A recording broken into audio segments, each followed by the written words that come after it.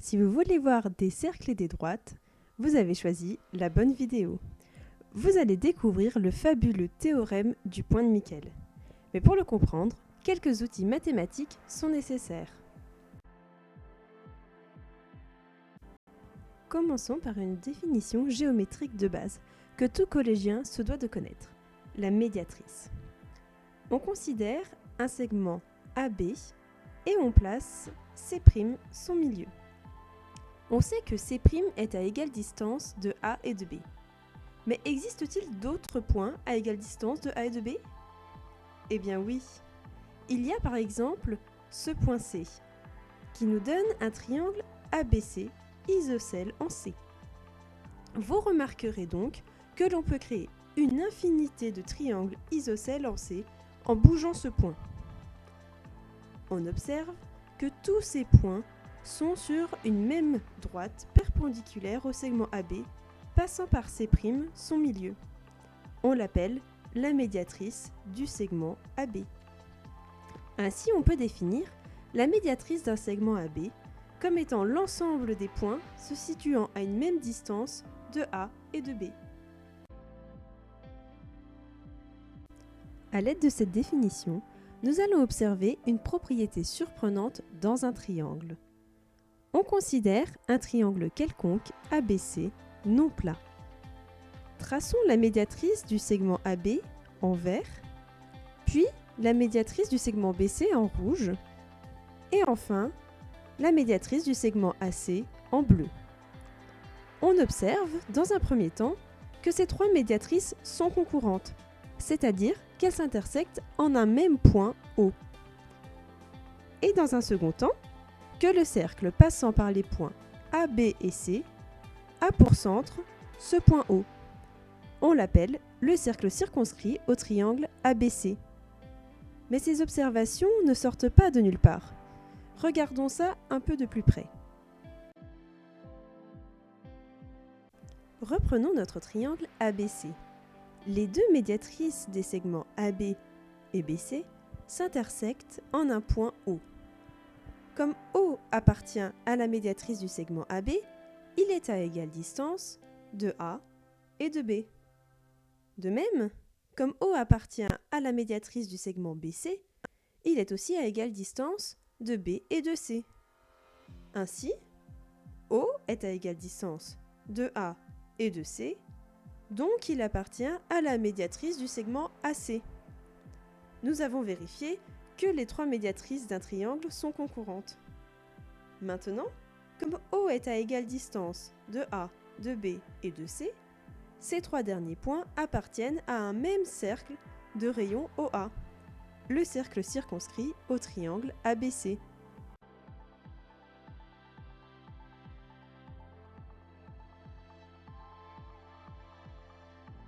Avec trois droites D1, D2 et D3, non parallèles et non concurrentes, on peut former un triangle. Comme vu précédemment, on peut construire son cercle circonscrit. Maintenant, traçons une quatrième droite D4 qui va venir couper les trois autres droites en trois nouveaux points différents de ceux en orange déjà existants. Avec cette contrainte, les quatre droites vont former quatre triangles. On peut voir notre triangle de départ avec son cercle circonscrit. On remarque qu'il y a aussi un deuxième triangle formé des droites D1, D2 et D4. On trace son cercle circonscrit. Voici un troisième triangle auquel nous allons tracer son cercle circonscrit. Et enfin, un quatrième, toujours avec son cercle circonscrit. Pour résumer, avec nos quatre droites, quatre triangles vont se former. Et à chacun d'eux, on construit leur cercle circonscrit. Dans cette figure ainsi obtenue, on observe que tous les cercles s'intersectent en un point. Et cette observation n'est pas un cas particulier lié à cette position des droites. Si on bouge cette configuration, on a bien que tous les cercles circonscrits associés aux quatre triangles formés par les quatre droites s'intersectent toujours en un point. Ce point de concours est appelé le point de Miquel. Pour Pour démontrer le théorème du point de Miquel, nous allons devoir utiliser un autre outil qui est la droite de Steiner.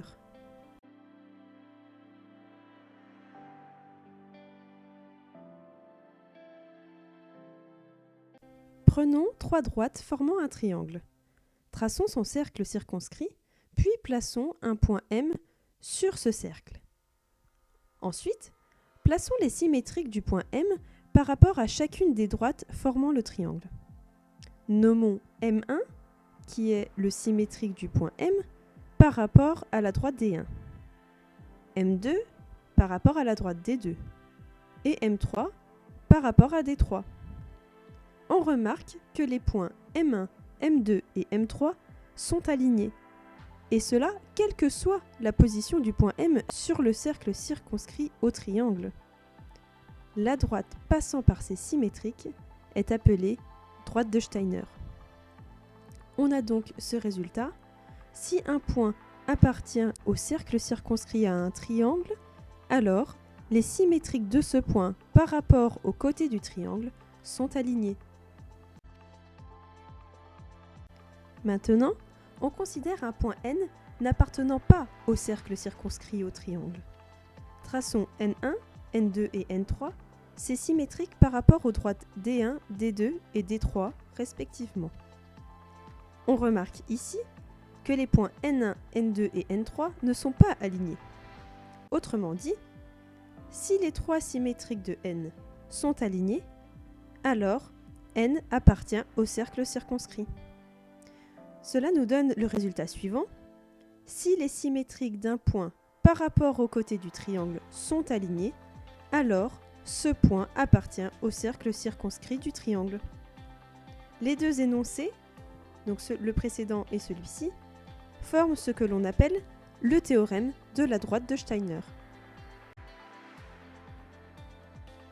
Maintenant que nous avons vu le théorème du cercle circonscrit et le théorème de la droite de Steiner, nous disposons de tous les outils pour démontrer le théorème du point de Miquel.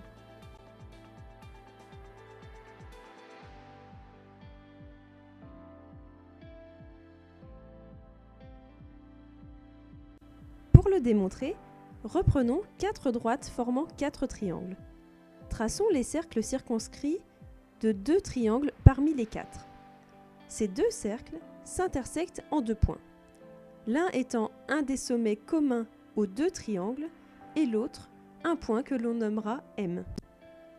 Comme le point M appartient à ce premier cercle, on en déduit par l'énoncé 1 du théorème de la droite de Steiner que les symétriques du point M par rapport à chaque côté du triangle formé par les droites D1, D2 et D3 sont alignés. De même, en considérant le deuxième cercle, on en déduit que ces symétriques par rapport aux droites D2, D3 et D4 sont alignés. On remarque dans les deux configurations la présence des 2 points M2 et M3. On peut donc en déduire que les 4 symétriques du point M par rapport aux droites D1, D2, D3 et D4 appartiennent à une seule et même droite.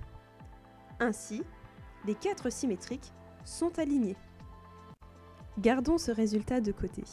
Maintenant, si on considère un autre triangle composé des droites D1, D2 et D4, comme les symétriques du point M par rapport à ces droites sont alignées, on en déduit par l'énoncé 2 du théorème de la droite de Steiner que le point M appartient au cercle circonscrit associé au triangle formé par les droites D1, D2 et D4. De la même manière, on en déduit aussi que M appartient au cercle circonscrit associé au triangle formé par les droites D1, D3 et D4. Ainsi, le point M appartient à tous ces cercles. Donc, les cercles sont bien concurrentes en un point qui est le point de Miquel. Et voilà, vous venez de découvrir une démonstration d'un joli théorème de géométrie, le théorème du point de Miquel. Mais que se passe-t-il si on ajoute une 5e droite, une 6e droite, ou même une 7e droite? Si vous êtes curieux, nous vous invitons à regarder une autre vidéo en lien dans la description.